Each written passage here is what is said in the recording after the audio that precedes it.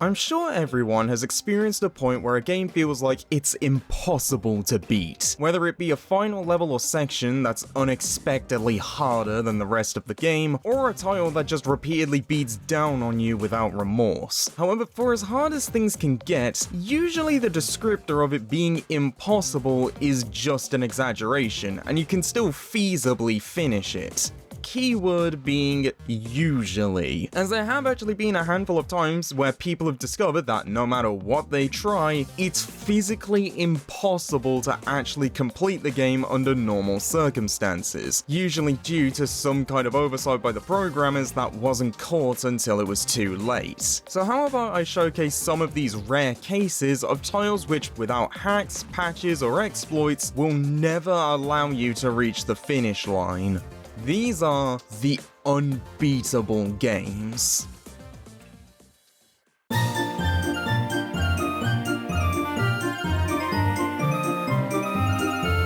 Let's start things off with a relatively well-known case with the US version of Bobble Revolution, which for anyone unfamiliar was a 2005 DS title which featured both a port of the original Bobble arcade game as well as an entirely new adventure for both Bub and Bob. Now, whilst both the Japanese and European versions of the game released without much issue, the American version, published by Codemasters, featured a bug where once the player reached level 30, which features a boss fight against the Bane Boom mech, they'd find that they were stuck with no way to progress, as the game just fails to load the boss, making it impossible to defeat them, and in turn reach level 31 and every stage afterwards. Not only is this already egregious given it only takes you 30 minutes to get that far, but stage 30 isn't the only level like this, as rounds 5, 19, and 28 also fail to load in the enemies, with the game just immediately taking you to the next level as if you beat all of them. Making this an error that was not only very noticeable if anyone actually bothered to test it, but one that they would have seen a slightly less bad version of after just 2 minutes. Unsurprisingly, people were pretty pissed when they found out that due to an error on behalf of the American publisher, 70% of the game had been rendered unplayable due to one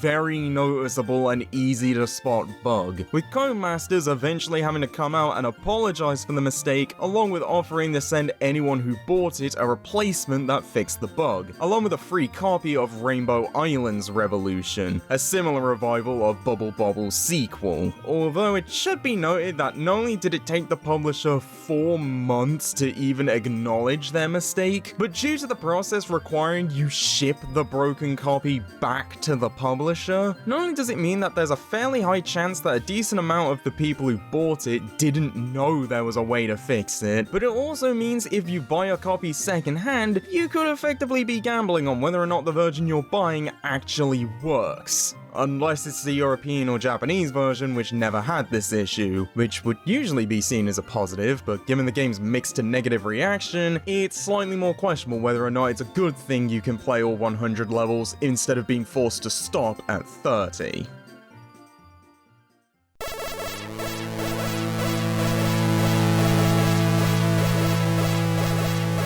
In 1988, developer Data East made a run-and-gun arcade game based on the then newly released action movie Robocop. The title proving to be a massive hit thanks to a mix of both garnering critical acclaim and the general popularity of the original IP, the machine becoming the highest-grossing arcade game of 1988 in Hong Kong and was the second most successful arcade game of January 1989 in Japan. Naturally, this led to a lot of home ports, which would also do big numbers, particularly in the UK, where it became one of the best-selling computer games of the entire decade in the country, and kept the #1 spot on the all-format charts for a record-breaking 36 weeks. The most popular of these conversions was the ZX Spectrum port made by Ocean Software, with the company also making versions for the Amiga, Atari ST, Amstrad CPC, and finally the version we're interested in talking about, the Commodore 64. Now, the C64 version unfortunately suffered from various bugs, with the most egregious of these being that the game's 7th level, which has you travel through the OCP building, ended up being rendered as a bunch of garbled graphics that make it near impossible to figure out where you're supposed to go to complete the level. So right off the bat, that's already going to make things tricky to finish. But it's what Ocean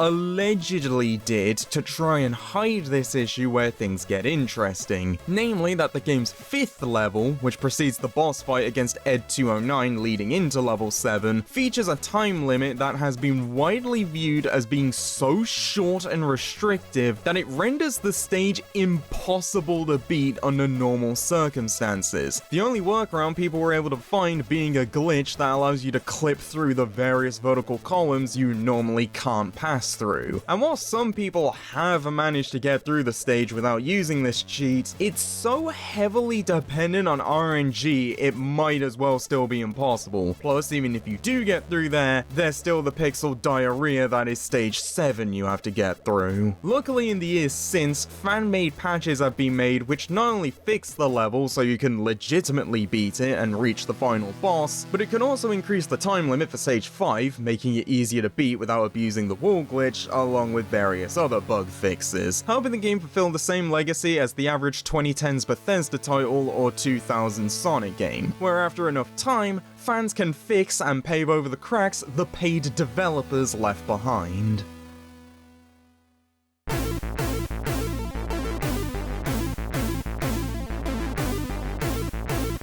Whilst it's been mostly lost to time now, the last Ninja games were some of the most popular and critically acclaimed titles for the C64, following the sole survivor of a ninjutsu clan taking revenge across the island of Linfen, the streets of New York, and a Buddhist temple in Tibet. Despite its success at the time, the series effectively died after the 3rd entry, with all attempts to either make a 4th one or just a general reboot or revival of the series ultimately going nowhere. So when the franchise finally saw some kind of return in 2008, when all 3 numbered entries were re-released on the Wii's Virtual Console, it was cause for celebration all around. At least until people started playing the 3rd entry. For reasons that still aren't 100% clear, due to a bug related to faulty emulation, the Wii port of Last Ninja 3 had an issue where no matter what the player did, the game would completely crash after beating the 1st level, meaning there was no way to reach level 2 and by extension the rest of the game. After reports of the bug came out, Commodore promised they would release a patch to fix it.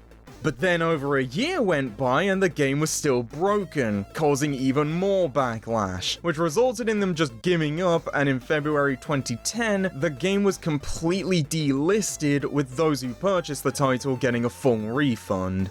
Who would have thought that a bunch of old microcomputer fans could do what nearly every gaming boycott or call to action in the last decade has failed to do? Truly goes to show what you can do with a tight-knit community, a legitimate issue, and having a bigger reach than chronically online Twitter users.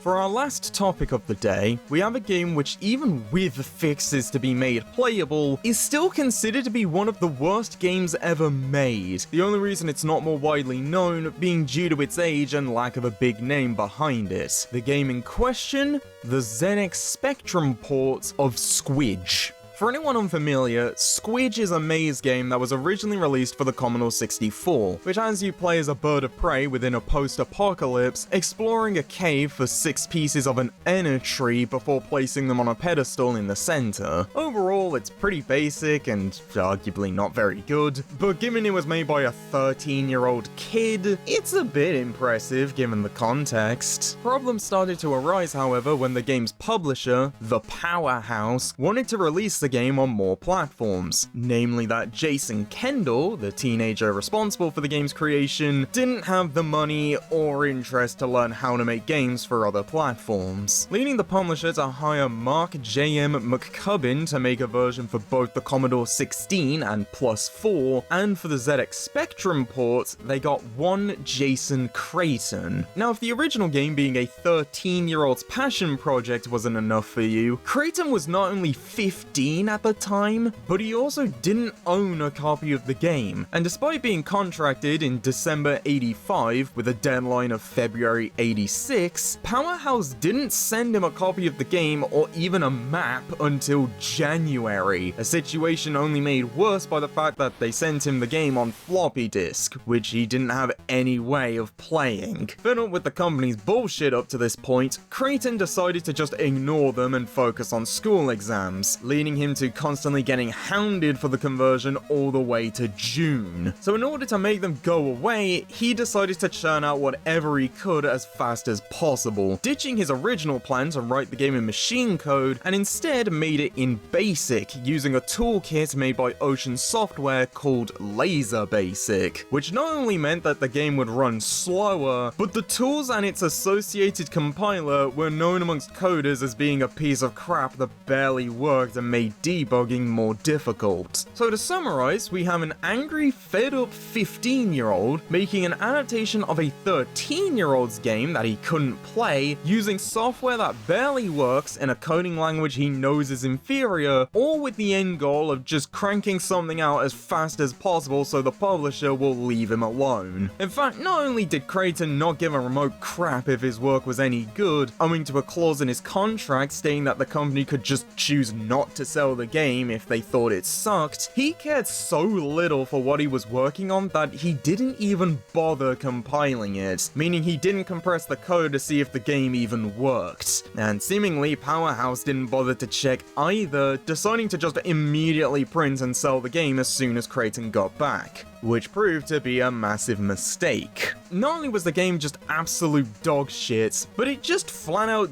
didn't work, as a bug in the code forced the keyboard to only be able to type in uppercase, but the controls require you play in lowercase, meaning that no matter what you pressed, you couldn't do anything as the game just couldn't read your inputs beyond pressing 1 to get past the title screen. The only way to fix it being to go into the game's code and add a poke which turns off the forced cap lock. Bizarrely though, despite seeming like the obvious culprit, Creighton has claimed that he's not responsible for this problem. In fact, he was actually under the impression that the game worked fine on native hardware and it was just a weird issue from modern emulators, suggesting the bug was actually the fault of Powerhouse, either being an accident made during the process of compiling it or an intentional sabotage to try and hide how awful the game was. Regardless of who actually caused the game's unplayable state, it doesn't change the fact that owing to the title being crap, even ignoring that fact, it's widely considered to be the worst game on the ZX Spectrum, as well as one of the worst video games ever made, so maybe they were doing us a favor by keeping it hidden. So what's the moral in all of this? Games being released unfinished has always been a thing, and it was just as scummy then as it is now. Also, don't piss off teenagers or else they will do everything in their power to make some of the worst shit you've ever seen in your life.